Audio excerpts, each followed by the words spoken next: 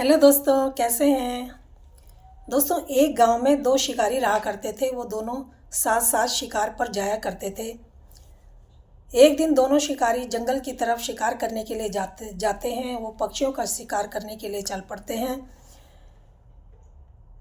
वो जाते जाते एक ऐसे स्थान पर पहुंचते हैं जहां पर काफ़ी सारे फूल खिले हुए थे और वो स्थान बहुत ही सुंदर था। वो वहाँ पर जाते हैं तो एक कहता है कि भाई यहाँ पर थोड़ी देर आराम करते हैं, बैठते हैं और थोड़ा सुस्ताते हैं। दूसरा कहता है कि नहीं, हमें अपने जिस काम से आए हैं हमें वो काम करना चाहिए, हमें ऐसे टाइम नहीं गंवाना चाहिए। फिर वो दोनों के दोनों जो होते हैं वो जाल फैलाते हैं और वहाँ पर दाना डाल देते हैं। काफ़ी देर इंतज़ार करते हैं लेकिन वहाँ पर कोई भी पक्षी उनके जाल में नहीं फंसता। अब ऐसे ही शाम हो गई थी। वो सोच रहे थे कि घर जाने का टाइम भी होने वाला है, अभी तक कोई पक्षी फंसा नहीं। अभी वो ये बात सोच ही रहे थे कि तभी वहाँ पर एक पक्षी उड़ते हुए आता है और दाने चुगने लगता है। आग जाल की तरफ को बढ़ने लगता है। वो देख करके बहुत खुश होते हैं और तभी वो पक्षी जो होता है जाल में फंस जाता है और वो उसको पकड़कर पिंजरे में बंद कर देते हैं और खूब खुश होते हैं। तभी देखते हैं कि सूरज छुप गया है और घर जाने का टाइम हो गया है। वो अपना सामान समेटने लगते हैं। तभी एक दूसरा वाला बोलता है कि अभी थोड़ी देर और करते हैं, अभी तो हमारा भाग्य सोया हुआ था और अभी तो वो जगा है और तुम जाने की बात कर रहे हो। वो कहता है भाई, रात होने वाली है, हमको जाने में समय लग सकता है, जंगली जानवर कोई आ जाएगा, हमारे लिए खतरा हो जाएगा। वो कहता है कि नहीं, कैसे जा सकते हैं, क्योंकि वो तो लालच पे आ गया था और कहता है लालची कि नहीं, मैं तो नहीं जाऊंगा। तो जो दूसरा कहता है कि ठीक है, तुमने नहीं जाना है तो तुम यहीं रहो, मैं ये पक्षी लेकर के चला जाता हूँ। वो जंगल से बाहर की तरफ को, अपने घर की तरफ को निकल जाता है। दूसरा वाला वहीं रह जाता है। जब वो जा रहा था तो उसको घोड़ों की आवाज़ सुनाई देती है।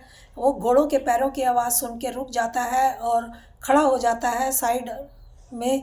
तभी वो देखता है कि कई सारे घोड़े चले आ रहे हैं। एक राजा उनमें होता है। राजा उतर कर उसकी तरफ आता है और कहता है कि तुम इस समय जंगल में क्या कर रहे हो। वो कहता है कि मैं तो पक्षी पकड़ता हूँ और जाल फैलाकर, और मैं वही करके अभी शिकारी हूँ और वहीं से अभी ये पक्षी पकड़ के ला रहा हूँ। और वो पक्षी राजा को दिखाता है। राजा को वो पक्षी बहुत पसंद आता है। राजा कहता है क्या तुम इस पक्षी को बेचोगे। वो कहता है हाँ, बेचना तो है, लेकिन मेरा अभी साथी मेरे साथ नहीं है। हम दो जने हैं जिन्होंने हमने इनको मिल के पकड़ा है। तो राजा कहता है ठीक है, मैं इंतज़ार करूँगा, जब तुम्हारा साथी आ जाए तो तुम मेरे महल में आ जाना और मैं इसे तुमसे ख़रीद लूँगा। वो कहता है ठीक है। ऐसे ही अब वो घर पहुँचता है और दो इंतज़ार करता है। जब 2-3 दिन बीत जाते हैं तो वो देखता है कि वो अभी तक आया नहीं है। राजा के पास जाना था, पक्षी बेचना था। वो सोचता है कि मैं उसके घर जाके देख के आऊँ। वो उसके घर जाता है। उसकी पत्नी सोचता है उसकी पत्नी को बता के आ जाऊँ कि मैं ये पक्षी बेचूंगा और जो भी होगा वो पैसा वो मैं आधा आधा बांट देंगे।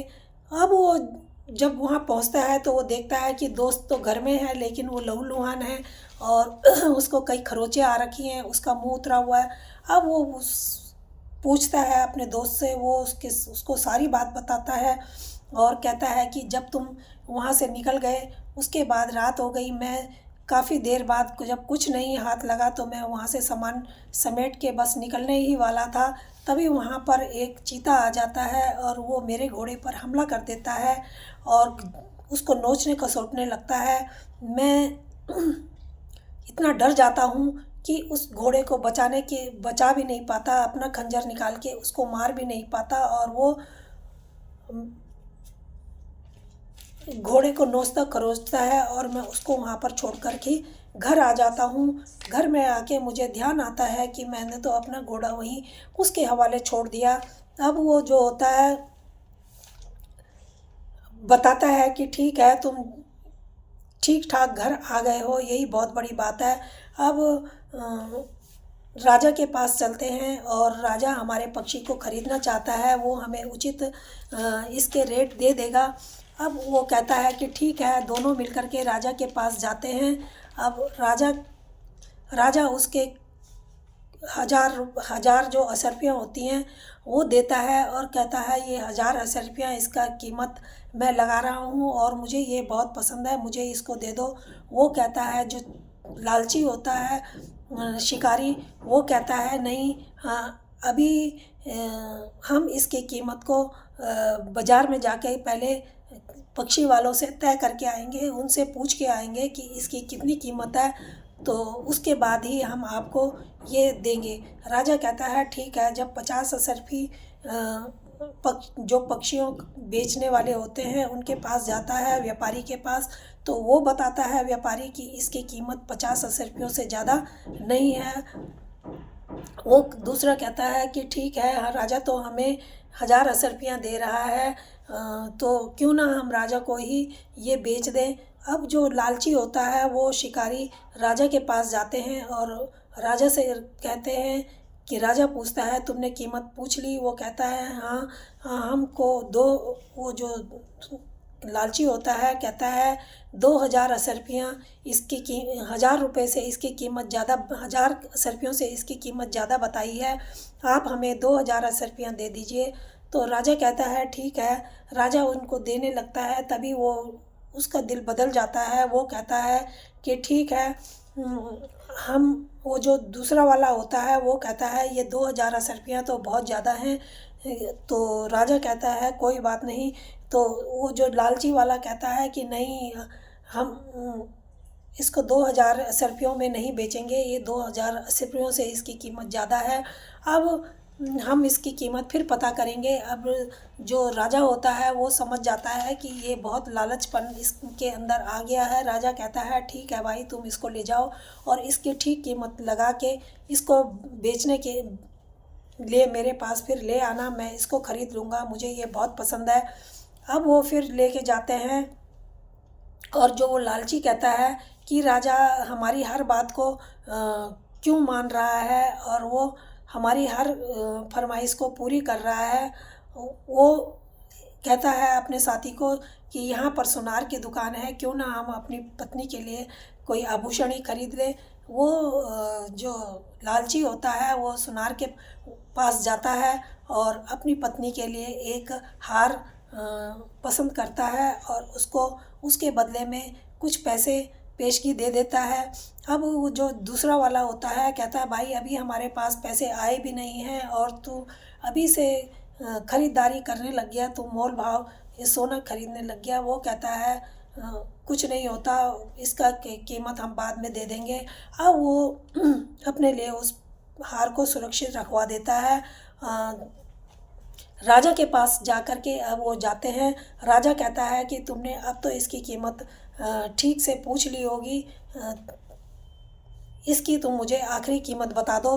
तो वो लालची कहता है महाराज इसकी कीमत 5000 असरफियों बताई है, ऊपर इससे ज़्यादा इसकी कीमत हो सकती है।